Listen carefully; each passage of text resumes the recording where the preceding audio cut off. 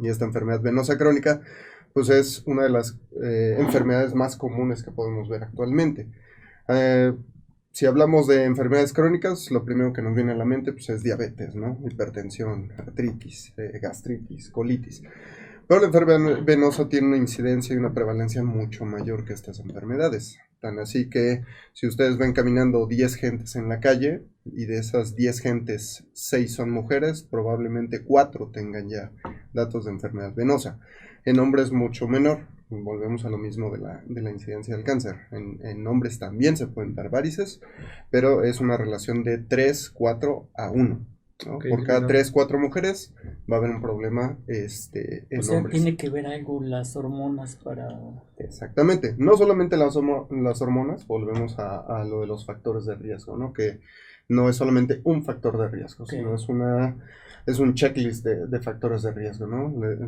A los pacientes les comento que son palomitas, es como las rayas que vamos teniendo del tigre, ¿no? Si tenemos antecedentes hereditarios, que aquí sí hay un componente hereditario, es esa palomita, ¿no? Si O mamá sea que mi abuelita o mi abuelito tuvo enfermedad varices, sí, varices, sí. pues yo voy a... tengo ese La riesgo. probabilidad es O alta una conmigo. persona de la familia, no necesariamente varios miembros, pueden Exacto. presentar esa Muy bien. diferencia, esa genética. Exactamente, Sí. principalmente mamá, papá, abuelos, ¿no? Que son los familiares directos. Entonces, la incidencia es de si mamá o papá tuvieron varices, es hasta un 50% de probabilidad de que lleguemos a desarrollarlos. No es lo único, pero sí es un factor importante. Wow. Exacto. Si mamá y papá tienen enfermedad venosa, de 10 hijos, 8 van a tener ese riesgo. 75-80%. Exactamente. Entonces, Es como la diabetes, igual. más o Cuando menos lo hay mismo. la pareja, los dos son Ramas directas. diabéticos, se eleva a más del 75% de diabetes La directamente, la probabilidad, probabilidad. claro. Pero eso también tiene que ver mucho con el estilo de vida y cómo se Claro, educan a los niños que no necesariamente. Pero Exactamente. para comer. si hay genética y aparte le asociamos todo lo demás que hemos comentado, Exactamente. imagínense Y volvemos que es válido también para a la misma el tema dialéctica, que ¿no? está desarrollando. La sociedad actual, que cada vez tenemos trabajos que necesitamos estar más tiempo sentados, más tiempo parados, el sedentarismo es más marcado, cada vez hacemos menos ejercicio, que a últimas fechas se ha desarrollado esa cultura del ejercicio, ¿no? Cada vez ves más gente en los gimnasios, ¿no? Ves cada vez más gente corriendo en la calle, más gente en la bicicleta. Y eso es bueno, pero en números concretos, pues realmente es más gente la que hace menos ejercicio comparativamente con la que hace ejercicio, ¿no? Entonces, ya tenemos el factor de riesgo genético. Volvemos a lo del género, ¿no? Por la exposición a hormonas, por la variante anatómica, ¿no? Aquí sí el cuerpo del hombre y la mujer es diferente, entonces no es el mismo factor de riesgo en hombres que en mujeres. La diferencia también más marcada es que las mujeres tienen la bendición, por así decirlo, de poder engendrar vida, ¿no? Entonces, el embarazo, 1, 2, 3, 4, 5, 6, 10 embarazos son factores directos para hacer Por supuesto. enfermedad venosa.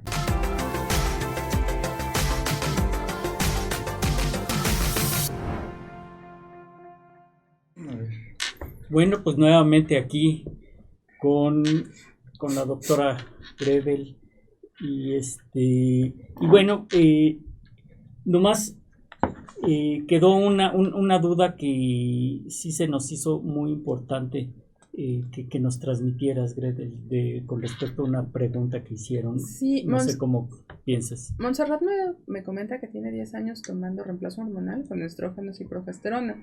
Se hace su check-up cada año y dice que todo está bien. A pesar de eso, se puede enfermar de cáncer. Sí, pero tenemos que ver la reducción del riesgo. Como usted está en reemplazo hormonal, es importante que también se haga el check-up mama, ovarios y todo. Si sigue bien, no hay problema, hay que seguirlo haciendo. Sin embargo, si platique con su ginecólogo cuántos años más va a seguir con el reemplazo hormonal. No sé su edad, pero sí tenemos que parar el reemplazo hormonal en cierto momento. 10 años es una temporada, es un tiempo, me imagino yo, suficiente, Sin embargo, no soy su médico, no la No, conozco. Eso es lo que se íbamos. puede, o sea, yo lo que hago con mis pacientes, Switcheo. o sea, no las dejo, ya a partir de este momento Empezar te a- quedas sin hormonas y adiós. Retirarlo Ujú. paulatinamente. Exacto, sino que podemos virar a otro tipo de terapias que no sean necesariamente hormonales, porque también las hormonas tienen tienen su pro y su contra. Sí, claro. Y en cuestión de contra, pues una de las contras es la cuestión vascular.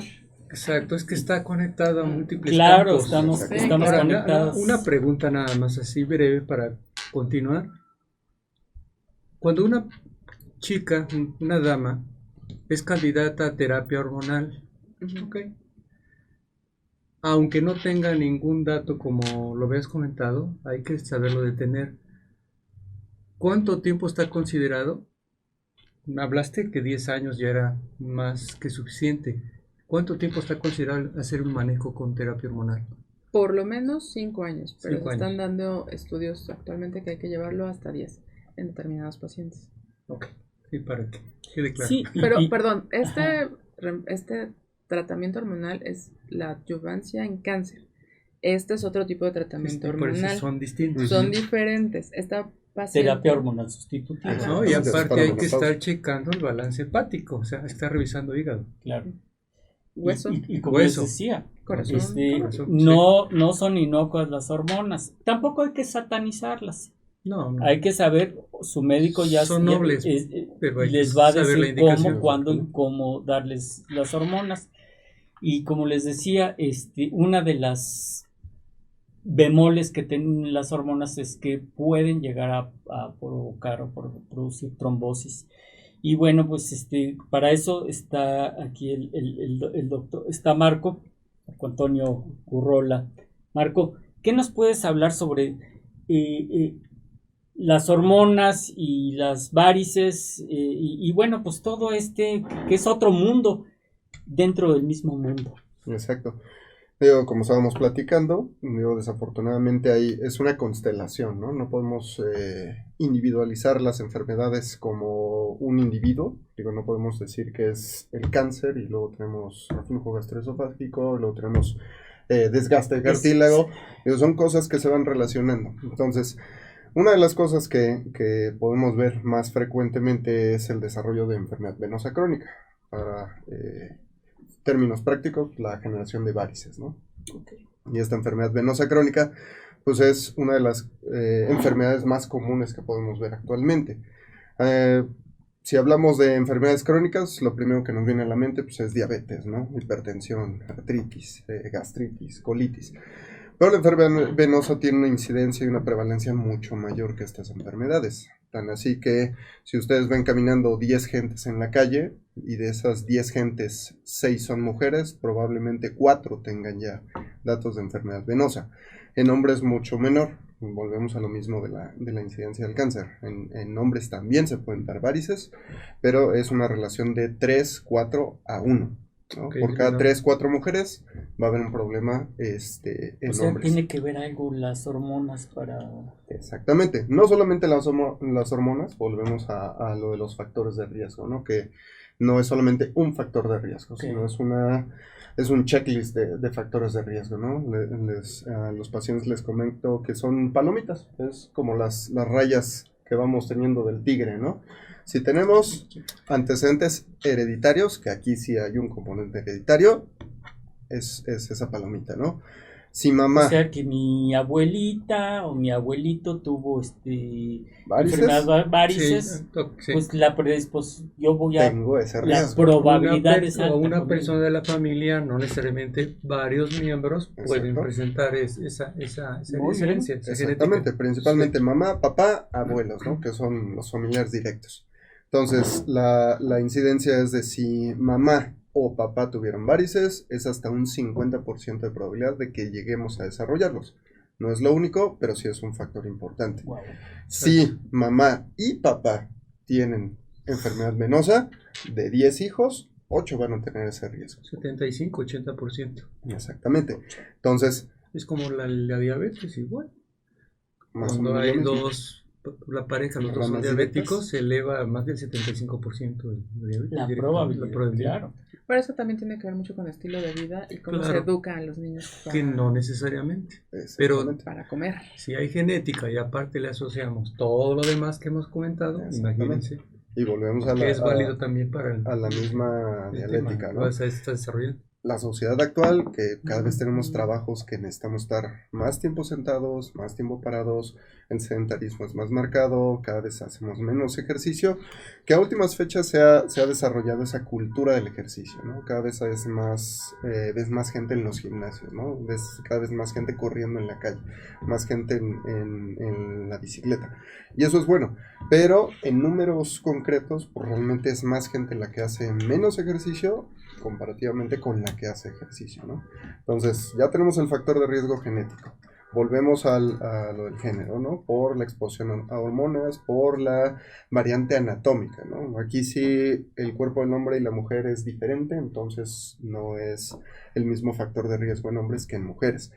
La diferencia también más marcada es que las mujeres tienen la bendición, por así decirlo, de poder engendrar vida, ¿no? Entonces, el embarazo, 1, 2, 3, 4, 5, 6, 10 embarazos son factores directos para hacer enfermedad venosa. Cada vez llegan más pacientes que, oiga, me encontré una arañita aquí, que esta me salió en mi primer embarazo, ¿no? Me sale una varice aquí en el muslo, que este es de mi segundo embarazo, del tercero, del cuarto, del quinto, del sexto.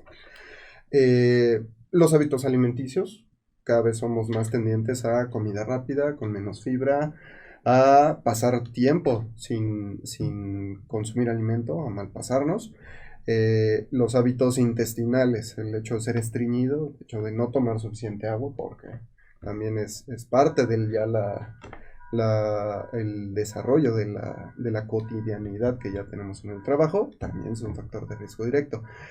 Aquí la carga laboral sí influye, digo, sí hay diferencias entre los pacientes que generan una carga laboral directa, gente que está mucho de pie, muchos sentados, oficinistas, soldados, policías, bomberos, enfermeras, médicos, parados. que estamos todo el día parados, que estamos Sí. todo el día sentados, amas de casa que también pasan 2, 3, 4 horas, trabajadoras domésticas que son 3 horas lavando trastes, 2 horas lavando pisos, cosas de ese tipo, entonces sí influye directamente eso, y la cantidad de actividad física que vamos realizando. ¿Se podría considerar como una enfermedad laboral?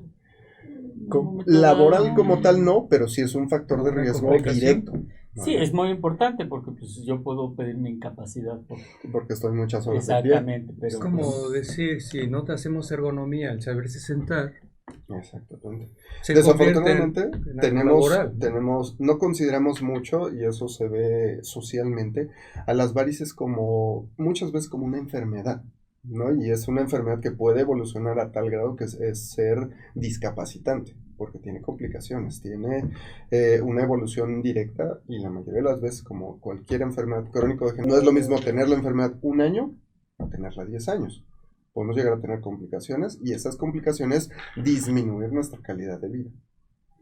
Hay una observación aquí de pasar desapercibida la diabetes, ¿no? Es esa clásica diabetes, el sobrepeso y la obesidad. Sabemos que una persona que es diabética por el simple hecho de serlo, sus factores de coagulación normalmente son más activos. Entonces pueden procoagular, o sea, desarrollar con más facilidad o aseveración un trombo, el simple hecho de ser diabético, porque está activado los factores de la coagulación en una etapa de peligro todo el tiempo. Así es. Entonces, no solamente la diabetes, ¿no? La hipertensión, la diabetes, las enfermedades reumatológicas como la artritis reumatoide siempre tienen ese componente de coagulación aumentado. No es decir que todos los pacientes diabéticos van a ser coágulos, ni todos los pacientes con enfermedades reumáticas van a ser coágulos, pero volvemos a lo mismo, es una rayita que tenemos ahí. Entonces, si desarrollamos todos los demás factores de riesgo, es mucho más factible que tengamos que hacerlo, ¿vale? Entonces... Y el cigarro, ¿no? Así es, otra vez el cigarro y la obesidad. El alcohol. Bueno. El alcohol no es tanto un factor de riesgo, pero, como dijo la doctora, no hay una dosis sana de alcohol. esa aseveración de decir, bueno, si me tomo una copa de vino, ¿no? Que muchos pacientes llegan y dicen, Sí, una copa de ¿cómo vino está eso? ayuda a mi circulación. ¿Hasta qué grado es protector? No, ya Y no. Ya ¿hasta salió en qué grado Science. no es protector? Ya no es un factor protector Ah, porque sí. el beneficio que da Se reportó. las antinas, la cáscara de las uvas rojas, pues literalmente es muy poco comparativamente con el riesgo de consumo crónico de alcohol, ¿no? Y dices, bueno, me tomo una copa de vino todos los días. Los carbohidratos de la cerveza. Bueno, de la cerveza creo que no había factor Pero- protector. El estudiado era el vino. Sí, de los triglicéridos, ¿no? La cerveza. Triglicéridos y La colesterol cerveza, también. los triglicéridos. Exactamente. Es que se van directo a grasa. O sea, Sí. ese alcohol se va directo a grasa. Entonces, si Exacto. no quemas esos carbohidratos o esa carga de alcohol, es casi seguro que hagamos la clásica panza chelera. Y aparte la compresión en toda la circulación. de los miembros Exactamente, es inferiores. mucha más resistencia para que todo ese flujo venoso que viene desde los pies pueda subir, ¿no? Y más, digo, al final si ya tenemos esos factores de riesgo crónico, es casi seguro que no hagamos mucho ejercicio, ¿no? Si tenemos diabetes descontrolada, hipertensión descontrolada, quiere decir que no seguimos una dieta, no tomamos los medicamentos y no hacemos esa actividad física necesaria. A mí lo que me llama la atención mucho es que la mayoría de las damas presentan desdibujados sus tobillos. O sea, no hay formación de tobillo como tal. Yo ahorita lo Y tengo tiene una así. red, tiene una red vascular a veces muy grumosa que dices, ¿cómo puede vivir así? O prácticamente no descubren tanto la red, pero no tienen dibujado el tobillo. ¿Qué nos puedes decir de esos riesgos? ¿Es red venosa profunda, red venosa no profunda? ¿Qué está involucrado ahí? ¿Qué riesgos tienen esas personas? Dentro de la anatomía de las piernas y de la red venosa que tenemos, normalmente así se los explico. Tenemos 3 sistemas venosos. Profundo, que es el principal, es el que se va dentro de los músculos y lleva cerca del 90% del flujo de sangre de la pierna. Tenemos el sistema superficial, que es todas las venitas que vemos marcadas en la piel, que son por encima del músculo y por debajo de la piel. Y la tercera, que es el sistema de comunicantes o venas perforantes, que ese ya es más difícil de evaluar, solamente lo podemos ver clínicamente con ciertas maniobras o con el ultrasonido Doppler. Entonces, la analogía directa sería que es como el periférico. El periférico tiene un piso por abajo, que es de 4 carriles, tiene un piso de arriba que tiene 2 carriles y tiene las subidas y bajadas. El detalle de esto es que esas solamente son de bajada. Todas las venas comunicantes son venas de bajada. Entonces funciona como el drenaje. Siempre vamos a ver que el agua corre desde arriba y se va hacia abajo. Entonces, cuando ya tenemos afecciones a nivel de los tobillos, que es, digamos, la fase primaria de la enfermedad venosa, casi siempre nos vamos a empezar a quejar más de los tobillos por la hidráulica que genera la enfermedad venosa. Es como tener un edificio de departamentos. El tinaco casi siempre lo tenemos arriba y la tubería siempre va a tener mucha más presión en la parte de abajo. El departamento de hasta abajo, pues en este caso es el pie y el tobillo, son las que se lastiman mucho más frecuentemente. Empiezan con esas pequeñas arañitas alrededor de los tobillos o empiezan a subir por la parte interna, por la parte posterior y de ahí nos vamos hacia arriba. En mujeres también es más frecuente que se generen en la parte externa o interna de los muslos, pero eso ya es por la anatomía de los plexos que tenemos, ¿vale? Pues, muy bien. Y hablando de, ya que hablas de los mecanismos y de profundidad, tenemos en cuestión parte del tratamiento. ¿Cuándo dices tú, bueno, voy a hacer una cirugía, por ejemplo, una saphenectomía, y no, esta persona no es candidata y le voy a poner medidas de compresión? O sea, ¿cuándo y por qué? Al final, afortunadamente en estos tiempos ya los tratamientos ya no son una receta de cocina, ¿no? Claro. Antes era de, ok, tienes varices, te opera, ¿no? Y desafortunadamente aquí en México, como la plantilla de médicos egresados, por lo menos en angiología y cirugía vascular, es muy reducida, somos muy pocos. Digo, la plantilla del consejo debe estar cerca de 700 médicos. Digo, más o menos, entre los que no están registrados en el consejo, los que no están ya en actividad, los que ya desafortunadamente fallecieron, los que ya se retiraron, los que ya no ejercen y pues prácticamente los que van saliendo. Pero para la población en general, pues realmente somos muy pocos. Entonces, el diagnóstico de enfermedad venosa casi siempre es por médicos de primer contacto. médicos generales, médicos familiares, Sí. el internista, el cirujano o Hasta el mismo ginecólogo. el ginecólogo, Claro. que ahí en gineco hay una entidad que se llama síndrome de congestión pélvica, que a mí Congestión por lo menos me pélvica. gusta mucho, Así porque es. es muy poco diagnosticado. Y muchas veces justamente los ginecólogos son los primeros en notarlo. Tienes varices aquí, te reviso, la No, y exploración durante una ginecológica cirugía nos y estás viendo percatamos sí, que hay de la varices por congestión. todos lados. Y eso es el Sí, mismo mecanismo, pero a nivel un poquito más Pélvico, arriba, claro. ¿no? Que también da los mismos problemas, las mismas complicaciones que puede dar a nivel de miembros pélvicos. Entonces, el diagnóstico sí se tiene que hacer de primera instancia por los médicos de primer contacto, pero ya la estadificación, ya los laboratorios y los gabinetes que se tienen que hacer, ultrasonido, se puede hacer resonancia, se puede hacer flebografía, se puede hacer angiografías para determinar cuál es el daño específico, porque al final la enfermedad venosa no es por las mismas causas todos. Hay, por ejemplo, pacientes que tienen cáncer, que salen del cáncer y una de las complicaciones del tratamiento hormonal, por ejemplo, pues es que hagan trombos y esos trombos dejan secuelas, como si fuera una fractura. Dejan lesiones a nivel de los vasos y eso genera insuficiencia venosa, deja esa enfermedad venosa. Entonces, no, esos pacientes no los podemos tratar, por ejemplo, con una cirugía de varices convencional.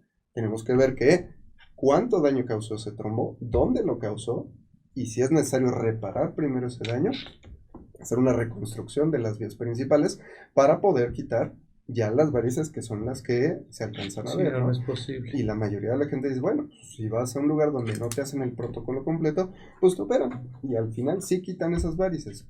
Pero a corto, mediano, largo plazo, la complicación de haber quitado todas esas varices es que los sistemas principales se cargan mucho más Que y no se empieza a generar corrigió previamente otro daños más otro daño. difíciles. Es tanto como meter todos al periférico. Así es, Exacto. le quitas el piso de arriba, Está le todo quitas las comunicaciones congestionado, pero y a la ver vía, cómo le hacen Y a todo ver para cómo le pasar. hacen todos. la vía Exactamente. principal está bloqueada. Exactamente, porque Y hay un también se tráiler que congestiona. se atravesó ahí a la mitad. Entonces, no podemos hacer el mismo tratamiento en todos. Circuito interior. Pues. Sí, nos tenemos que ir por circuito interior, exactamente. Y oye, y con respecto de los medicamentos, los flebodinámicos, que son medicamentos que sirven para, pues vamos a llamarle de alguna forma, fluidificar Un poco la sangre. ¿Qué nos puedes decir al respecto? En cuanto al tratamiento farmacológico de la enfermedad venosa, hay de varios tipos. Sí. Los flebotónicos, que son una familia bastante amplia de medicamentos, ya bastante distribuida en la población general, pues literalmente lo puede generar la receta cualquier médico, ¿no? Pueden ser médicos generales, médicos especialistas, literalmente el médico que los esté tratando. Entonces, esa familia de medicamentos lo que va a hacer es que va a dar mucho más fuerza a la pared de la vena. Aquí es mucha hidráulica y la analogía es un globo, ¿no? Entonces, estamos mucho de pie, estamos mucho parados. En el embarazo, la presión del abdomen aumenta, entonces las venas se empiezan a llenar como un globo. Y al final ese globo tiene esa capacidad elástica de estirarse y de regresar a su tamaño normal. Pero cuando sobrepasamos esa capacidad elástica, es como un resorte. Yo lo estiro demasiado, Y ya no regresa. se va a romper y ese resorte se va a quedar O así. sea, que quiero entender, dibujando en mente, tenemos la pared vascular. Uh-huh. La pared vascular hay una cosa que le llaman o se le llama la bomba muscular, Así es. que va en relación con el retorno de la sangre que debe de subir. Uh-huh. Todo está Sí, tiene sometido, valvas, ¿eh? sí, todo está sometido por gravedad. Uh-huh. Entonces tiene que haber una fuerza que suba, pero para que pueda subir hay pequeñas valvulillas. Exactamente. Cuando hablas del concepto que se expande, esas pequeñas valvulillas hacen esto, ¿verdad? Suben, bajan, suben, bajan. Dan de sí esas válvulas. Y Exactamente. ya no hay retorno. Es llamado bomba muscular. Exactamente. Okay. Pues la particularidad que tiene la circulación venosa es que no tiene una bomba, ¿no? No como la circulación arterial que tiene el corazón, y eso es suficiente para estar moviendo la sangre. A nivel de las piernas se tiene que basar en la bomba muscular, que son los compartimentos musculares que tienen las venas principales, las venas profundas, y al hacer esa actividad, esa contracción muscular, literalmente empuja la sangre hacia Entonces arriba. ahí quedamos. Por eso hay que hacer ejercicio. Por eso el ejercicio y Para por que no eso atrofies esa bomba muscular. el estar en movimiento o el sedentarismo es un enemigo para Digamos que la el planta venoso. del pie es como si fuera una esponja que tú aprietas y ahí Es como el pedal del acelerador. Literalmente Y estás sube. apretando y estás bombeando esa sangre hacia pues, arriba. hay que movernos. Entonces, lo que hacen los medicamentos es que dan más fuerza a la pared, no solo del sistema profundo, sino del sistema superficial también. Hace que se cierre. Si esa vena está dilatada y la válvula que estábamos platicando, por esa dilatación se abre, pues literalmente es como un empaque que ya no cierra. Si yo la tengo muy dilatada esa válvula, digo esa vena, la válvula ya no va a alcanzar a cerrar y va a facilitar que la sangre se regrese. Es lo que conocemos como reflujo venoso. Entonces, cuando un angiólogo habla de reflujo venoso, quiere decir que esa válvula tiene una disfunción, ya no está cerrando como quiere. Entonces, puede ser por dos razones. Uno, la vena está muy grande y esto no alcanza a cerrar. O dos, esa válvula ya está rota. ¿Y eso cómo se corrige? Depende el sitio, otra vez depende del sitio donde esa válvula esté rota. ¿Qué? La Si técnica. tenemos ya daño en esa zona, el medicamento puede hacer que se cierre esa vena y la válvula vuelva a cerrar. Quita las molestias, el ardor, la pesadez, los calambres, los piquetes, y va a hacer que esas venitas que estaban muy dilatadas en algún momento desaparezcan. No se desaparecen al Tratamiento 100%. farmacológico. O sea, volvemos a lo mismo, un protocolo de estudio, hay Así que es. ver sobre Claro. el origen, no la consecuencia. Exactamente. Ok. Entonces, hay quienes dicen, bueno, pues con el puro medicamento me voy a controlar, ¿no? Me voy a curar, porque hay gente que hace eso, dice, pues yo me estoy tomando el medicamento, pero no hago ejercicio y no hago las recomendaciones generales que son las medidas de higiene venosa, que es un trípode. En cuanto al Entonces, tratamiento. quiero entender de esto, con los métodos de diagnóstico, con la tecnología actual, se utiliza mucho la técnica del Doppler, ¿verdad? Doppler, Doppler Doppler, es Doppler, Doppler, todo persona que tenga este tipo de, que nos esté escuchando, que tengan este problema, tiene que ir con el especialista, como tú sabes, en tu materia, les tiene que realizar un estudio Doppler. Así es. Por lo menos para hacer, literalmente los beneficios que nos da el estudio Doppler o el ultrasonido Doppler es uno, nos va a dar el flujo dinámico, vamos a ver directamente cómo se mueve la sangre dentro de la vena, si se está moviendo en una dirección o en dos, nos va a decir la anatomía de esos vasos, de dónde corre, y tres, nos va a decir las relaciones anatómicas que tiene todo ese árbol venoso. Entonces, ya con ese estudio podemos decir cuál es el tratamiento que más le conviene. Entonces ya podemos ver si es por trombosis, si es por cambios crónicos, si es por golpes, por ejemplo. En hombres es muy factible que sea por golpes o por cargar cosas muy pesadas. Y cuáles son los territorios vasculares que están afectados. Si están afectados las válvulas del sistema profundo, es un abordaje completamente diferente a si son solamente varices, si son solamente venas del sistema superficial o que sean solamente arañitas, que no tiene ni lesión del sistema profundo ni lesión del sistema superficial y solamente tiene las arañitas, ¿no? Ahorita que estás comentando eso, me llama mucho la atención. Hay diferentes técnicas en cuanto al tratamiento, Sí, depende claro. de la etapa que estás considerando y esa valoración.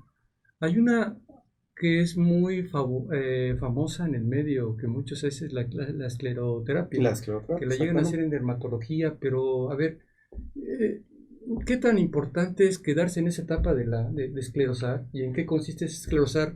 Pero mejor me voy directo, la causa inicial que me está promoviendo. Esto, Exactamente. entonces, ¿qué nos podrías decir de eso? ¿Por qué se puede estar indicada y en manos de quién?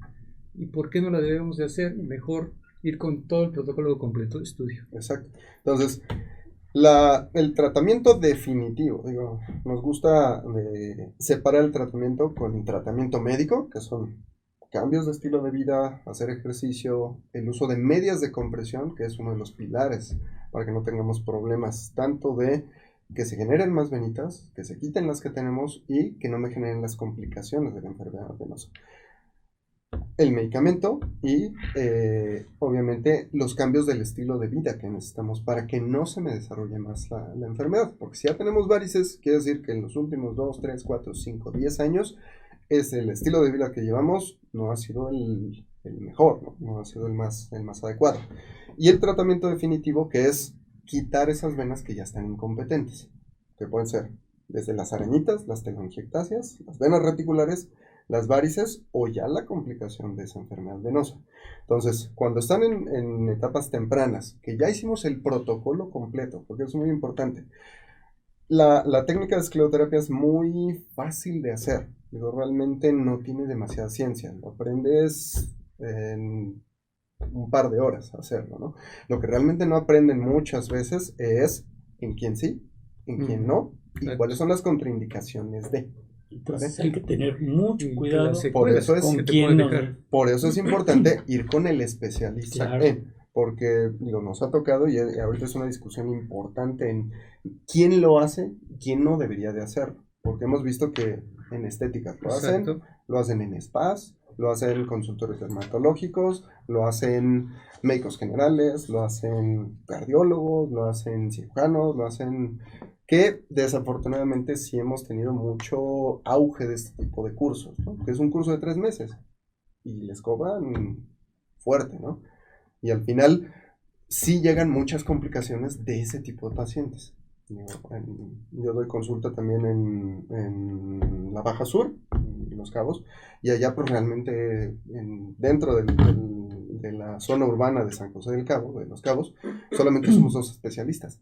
Entonces, llegan médicos generales que hacen la escleroterapia, pero literalmente no hacen protocolo de estudio. No hay Nada más les quien dice, ¿tiene sabe. varices? Acuéstese ahí. Vámonos. Sí, Aguas con vámonos. eso. Es que es muy frecuente, por eso Aguas con eso. Entonces, preguntaba si de llegan esto. muy complicados, Sí. llegan con úlceras, llegan con trombosis, con coágulos, llegan con lesiones importantes a nivel de la piel. Entonces, sí es importante saber en quién sí y en quién no. ¿Quién? Sí, porque es muy importante hacer todos estos estudios a tiempo, porque llega un momento en que se está exponiendo esa persona a tener una cosa que se llama, no nada más una inflamación de la vena, que es una Exactamente. tromboflebitis, sino una tromboembolia pulmonar masiva Esos o son. a lo sumo un evento cerebrovascular por En desprendimiento. español, ¿qué Ahí sí significa todo no eso? es tan fácil. Digo, para la Es- gente. ¿Cuál sería el significado de una tromboembolia bien. pulmonar para ti? Que lo expliques de una manera sencilla. Y un Dentro de evento los- cerebrovascular. De los coágulos que tenemos a nivel de las piernas, hay 2 tipos. Del sistema superficial, tromboflebitis, como bien lo dijo Doc, y del sistema profundo, que es una trombosis venosa profunda. Las tromboflebitis pueden llegar a evolucionar o pueden llegar a complicarse con una trombosis venosa profunda, pero las que tienen mayor riesgo siempre son las trombosis venosas profundas, más las que son a nivel de la ingle, más las que son a nivel de muslo o incluso un poquito más arriba. Esas sí son las que llegan a tener hasta un 50% de probabilidad de hacer un tromboembolismo cardiopulmonar, que es que se desprende el coágulo de la pierna, Exacto. se vaya a corazón y de ahí a la circulación derecha, ¿no? Que es pulmón. Eventos cerebrovasculares no son tan frecuentes, de hecho son extremadamente raros y eso solamente se da con 2 condiciones. Una, que haya una comunicación de cavidades derechas hacia cavidades izquierdas, que es un hoyo a nivel de la pared del corazón, y tiene que ser un hoyo de un calibre grande. Normalmente se diagnostica antes de decir, Sí, es bueno, te malformación. hizo un embolismo paradójico, que es lo que Ok. como lo llamamos. Y es más frecuente que se dé hacia piernas o hacia brazos, porque se comunica circulación venosa con circulación arterial. Y ahí sí vemos que tiene un coágulo en la pierna, hace un embolismo pulmonar, luego hace un embolismo ya sea a la mano o la pierna, y ya por mucha mala suerte hace Llega- circulación superior. vascular Fíjate del que- cerebro. Yo recuerdo el caso de una paciente, de hecho ni siquiera fue paciente, fue la cuñada de una paciente mía, de hecho nunca la conocí. El caso fue que esta paciente me hablaron por teléfono porque venía de Noruega a México Ujú. y resulta ser de que estaba embarazada. Entonces, ya sabes, en medicina vas juntando A más B más B. Más o menos, Sí. ¿eh? Entonces, embarazó más un vuelo transatlántico De más de 10 horas. de más de 10 horas En clase turista. y en clase turista, Sí, sí, que, es muy que frecuente, lo acabas ¿no? de decir, Sí. es el síndrome de clase Sí, turista. que estás Sí, tantas horas. así es. Sí. O sea, para que me entienda la gente, clase turista, pues sentados así 10 horas. Y tus piernas. Y bueno, pues llegó a México y por teléfono, este fue un diagnóstico por teléfono que me dijo la paciente. Me platica de su cuñada que está embarazada y me dice, y tiene un dolor terriblemente fuerte en una de sus extremidades. Le dije, ¿en qué parte de la ciudad estás? Me dijo, estoy en el sur. Digo, vas en este momento al Hospital Ángeles del Pedregal con tal angiólogo y que te estudie. Yo, sorpresa, tenía un trombo cabalgado imagínate, Peligrosísimo. peligrosísimo. Y bueno, le pusieron un paraguas. Bueno, ahorita vas a acá. platicar de eso. Y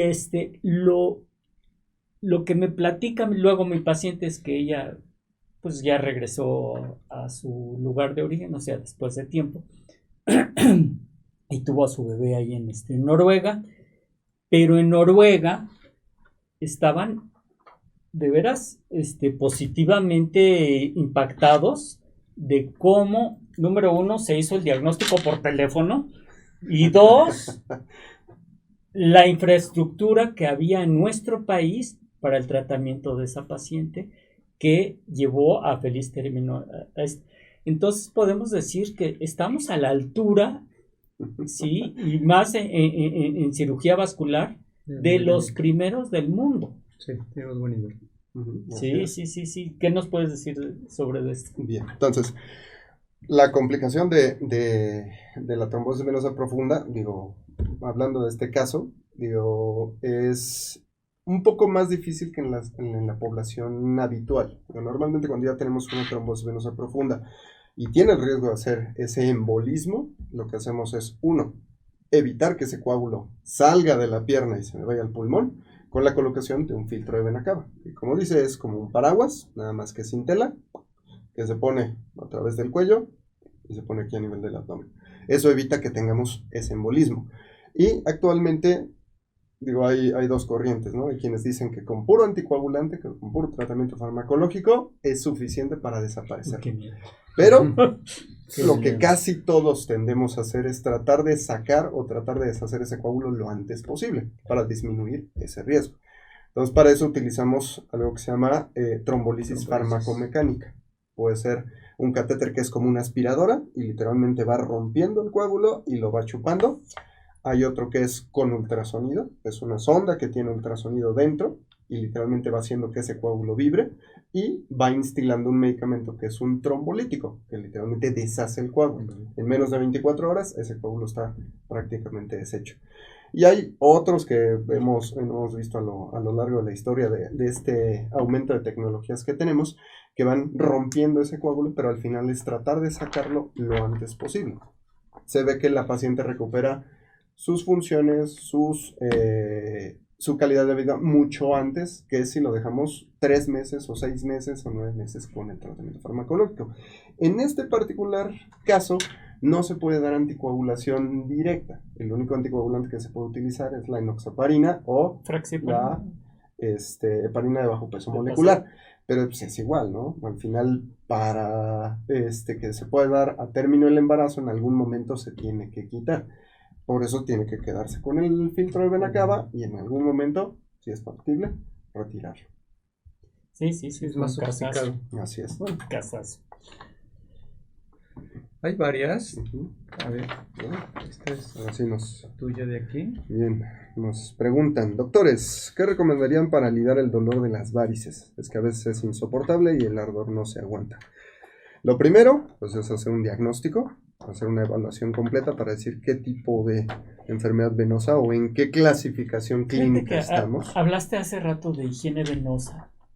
Tiene que ver, o sea, obviamente lo más importante es que no tengamos las varices. Sería no tenerlas. Y esto, pues con una higiene venosa. ¿Y en qué consiste esa higiene venosa? es literalmente tratar de contrarrestar los factores de riesgo. En este caso, digo, si tenemos un trabajo en el cual estamos parados todo el tiempo, lo que nos ayuda es estar en movimiento. Digo, tratar de estar moviendo esas piernas. Como decía el doctor, la activación de la bomba muscular es hacer ejercicio. Digo, si no podemos caminar, si no podemos movernos, por ejemplo, ya que llevamos casi 2 horas aquí sentados, lo más fácil es hacer ejercicios de pantorrilla, puntas y talones. Mover las piernas, estar separando de puntitas. 2 minutos, 5 minutos, lo que podamos hacer. 2, si tenemos un trabajo en el cual estamos todo el tiempo en la misma posición, las medias de compresión, pero tienen que ser medias de compresión graduadas, son medias especiales. Hay mucho auge de este tipo de productos en internet, en la televisión. Yo mando Kendall. Las pueden no comprar, pero al final tienen que ser cierto tipo de medidas especiales para que las puedan tolerar. Los medicamentos ayudan a quitar justamente todo este tipo de molestias, pero es importante que el médico lo recete. No es lo mismo decir, bueno, voy a la farmacia y tomo un medicamento para las varices, porque podemos tener contraindicaciones para ese medicamento. Claro. ¿Vale? Y son muchas cositas, como tratar de controlar la dieta, no ser estreñidos, no exponerse al calor. Calor directo a nivel de las piernas hace que haya una vasodilatación, y si ya tenemos una varice grande, se va a hacer todavía más grande, va a haber más molestias. No usar cosas apretadas a nivel de cintura o cadera, eso es literalmente como un torniquete, cinturones, fajas, corsés que llegan a apretar demasiado a nivel de la pelvis o del abdomen, genera más molestias. Entonces, lo primero es,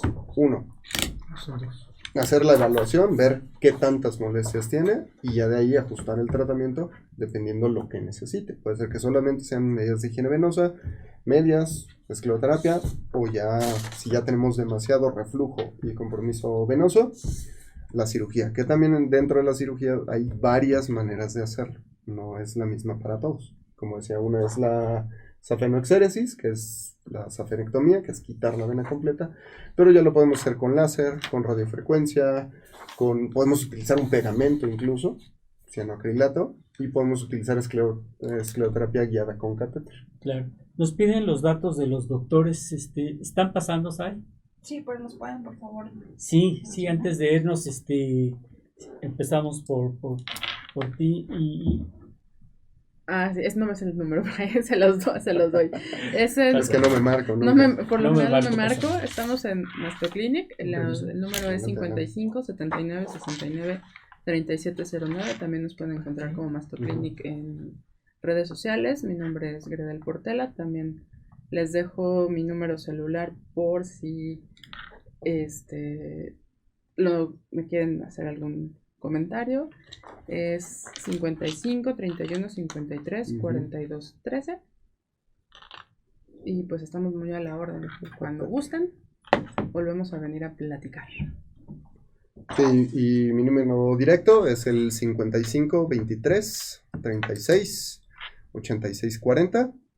Si gustan mandarme mensaje de WhatsApp, que es lo más fácil de contestar, sin ningún problema. Cualquier duda, pregunta, reclamo o aclaración, claro, estamos al pendiente. Pues ahí está, Marisol, muchísimas gracias por tu comentario y felicidades por el programa, muy buenos temas y excelentes especialistas. Saludos, dice Fausto. Y pues no sé si nos queda tiempo para una o dos preguntas. Dos preguntas, digo esta que va encaminada más o menos iguales. Dice, doctores, tengo 36 años, toda mi familia tiene varices. Empecé con las varices y tomé lo que sale anunciado en la tele. Que no veo mejoría y además me están saliendo hemorroides. Ese es el problema. ¿Qué me recomienda hacer? Y la otra es, ¿las varices se quitan? ¿Cómo evitar que se vean tanto? ¿Se dan porque es demasiado esfuerzo o fuerza al cargar algo pesado o por el embarazo? Porque algunas personas le dan muy leves y otras más palpables. ¿Hay síntomas previos? Ok, síntomas previos como tal no hay. Digo, normalmente cuando ya tenemos cierto daño a nivel de las venitas es cuando empezamos a tener síntomas. Lo que genera los síntomas es algo que llamamos hipertensión venosa, que es, volvemos a lo mismo, es esa dilatación de las venas y ese reflujo de sangre, ese globo que se va inflando, es lo que da las molestias. Pesadez, ardor, piquetes, calambres, que se hinchen los tobillos, que es de lo más común, ¿no? Factores de riesgo, toda la familia tiene varices, pues es casi seguro que en algún momento, si juntamos el mayor número de factores de riesgo, sobrepeso, embarazos, somos mujeres, tomamos hormonales durante periodos largos de tiempo, estamos sentados todo el tiempo, estamos cargando pesado, tenemos golpes a nivel de las piernas, tenemos antecedentes de trombosis, es casi seguro que tengamos en algún momento de la vida varices. Las hemorroides literalmente son varices a nivel pélvico, lo que platicaba el doctor hace rato, que no solamente es la congestión pélvica a nivel de genitales, a nivel de matriz o a nivel de próstata en los hombres, sino que también el plexo pélvico puede llegar a generar las hemorroides y son los mismos factores de riesgo. Una pregunta, ¿hablar de hemorroides es sinónimo de hablar de insuficiencia vascular venosa? No, porque al final no son el mismo lecho venoso, digamos que uno es en las piernas y otro es a nivel pélvico, pero sí son los mismos factores de riesgo. Que soy estreñido, que estoy sentado todo el día, que estoy en el calor todo el día, que tuve 2, 3, 4, 5 embarazos, que no hago ejercicio, etcétera, etcétera, etcétera. Y se quitan, sí, se pueden llegar a quitar, para eso es la evaluación, para ver cuál es el tratamiento que más conviene. Algunas veces es solamente la escleroterapia, y con eso pueden salir sin ningún problema. Hay veces que es necesaria la cirugía. ¿Por qué a algunas personas les salen más y otras menos? Volvemos a los factores de riesgo. Algunas personas pueden llegar a tener 10 años con este problema y dicen, bueno, mi abuelita tiene venas saltadas, ¿no? Parece que tiene lombriz en las piernas y yo apenas voy empezando, que tengo 20, 30, 40 años. Hay gente que tiene 80 años y en la vida se han quejado, y hay gente que a los 30, 40 años ya tiene venas pues, muy saltadas, ¿no? Digo, no es lo mismo para todas las personas, pero al final sí los factores de riesgo sí influyen bastante en que se desarrollen más o que se desarrollen menos. Pues padrísimo. Fíjate que Elena nos dice, por favor, inviten de nuevo a los doctores. Elena, pues le vamos a pedir a nuestra productora Asai que los agende nuevamente, por favor. Porque sí quedó muchísimos. ¿Quieres La Aquí hay última una importante pregunta de Carolina. A ver, que sí, es sí, para sí, los dos. Es importante. Dice, yo de herencia tengo cáncer de mama, varices, diabetes y demás. Trato de cuidarme, hago ejercicio y trato de comer bien. Aún así, me puedo dar cáncer y aparte, ¿me salen varices? Dígame qué debo hacer para evitar enfermar. He visto cómo batallan con esas enfermedades y no las quiero en mi vida. Muchas gracias, Carolina, por la pregunta. Pues lo que yo te recomiendo en cuanto a cuidado de cáncer y esta diabetes es cambia tu estilo de vida, haz más ejercicio, procura comer bien, procura estar en un peso saludable, y sigue haciéndote estudios, check-ups para, si llegara a presentarse en tu vida, porque eso no lo podemos controlar, pero sí podemos disminuir los riesgos, sea en una etapa temprana y tengas todas las oportunidades de curarte. Y ahora le cedo al doctor de las varices. Digo, al final, sí, el control de los factores de riesgo, el hacer ejercicio, el comer bien, el no exponerse demasiado a cargar cosas pesadas o hacer demasiados esfuerzos, ayuda a que no tengamos ese desarrollo de enfermedad venosa. Porque sí, digo, cualquiera de las dos enfermedades es muy, muy, muy tardado, ¿no? Y son crónicos. Es un manejo difícil, como bien dices. Pero es básicamente eso, los cambios de estilo de vida, tratar de acudir al médico lo antes posible para hacer las valoraciones y que esta enfermedad se controle antes de que tenga complicaciones. Okay. Hay una observación muy importante a lo sumo de la referencia de estos temas que están tratando y otros más. Hay un concepto que generalmente se maneja en la literatura y en la educación, atributos médicos, digamos, los alimentos funcionales. Muchos preguntarán, ¿qué son los alimentos funcionales? Los alimentos funcionales hoy en día es algo que surge generalmente allá en Europa. ¿Cuáles son? Todos aquellos alimentos que en su momento son alimentos que tienen adicionado proteínas, vitaminas, minerales, pero ¿qué hemos visto con los alimentos funcionales? más del 80% de los llamados alimentos funcionales generalmente es lo que nosotros vemos en los centros comerciales. Pero tristemente está decretado por la Comunidad Europea y los expertos que desafortunadamente esos alimentos funcionales son muy dañinos. Fíjense, más del 80%, cualquier centro comercial. O sea, claro. la comida rápida, la comida procesada, edulcorantes, conservadores, saborizantes, espesantes. Cuando ustedes van a un centro comercial, desafortunadamente ven que los carritos están llenos de todo eso. Y a lo sumo no se está consumiendo el alimento llamado no funcional. Porque te quieren sustituir, por ejemplo, ¿qué será? Un omega, que está adicionado a un Tetra Pak X. Esto te va a dar omegas. No, señores. Realmente el hablar de una verdadera alimentación es hablar hoy en día de una alimentación relativamente más orgánica y parecida a la realidad. Sí, claro. Precisamente en el tema del cáncer, en el tema de las hemorroides, el estreñimiento, la insuficiencia vascular y todos esos factores que hemos hablado de riesgos, el sobrepeso, la obesidad, la hipertensión, va muy de la mano con todo ese voyeurismo, con todo eso que venden en las tiendas. Sí, claro. Entonces, cuidado. Hoy en día hay que tomar alimentación sana. Dicen, pues es que todo está procesado. Bueno, sí, tristemente tiene pesticidas, lo que pueda tener. Pero hay alimentos ultraprocesados y alimentos procesados Exacto. que no conllevan el mismo riesgo. Los alimentos ultraprocesados, usted los puede ver en los anaqueles, traen muchísimos ingredientes. Pero, por ejemplo, una lata de elotes, una lata de champiñones que están en conserva, que han sido modificados Exacto. y procesados, no dañan tanto. Hay que saberlos elegir. Exacto. Claro. Yo creo que Conservas. podemos ir al mercado y tratar de comer dentro de nuestras posibilidades y de los alimentos más Y al frescos. mercado. Fíjate que ese inclusive yo creo que es un tema para un programa podemos completo. platicar pero 3, Hemos 4 horas de eso. sacado muchos. La verdad, todo sí. está conectado. No, y todo está conectado. Bueno, pues hago entrega Muchas gracias. de Muchas gracias. su diploma por Muchísimas estar gracias. participando con nosotros.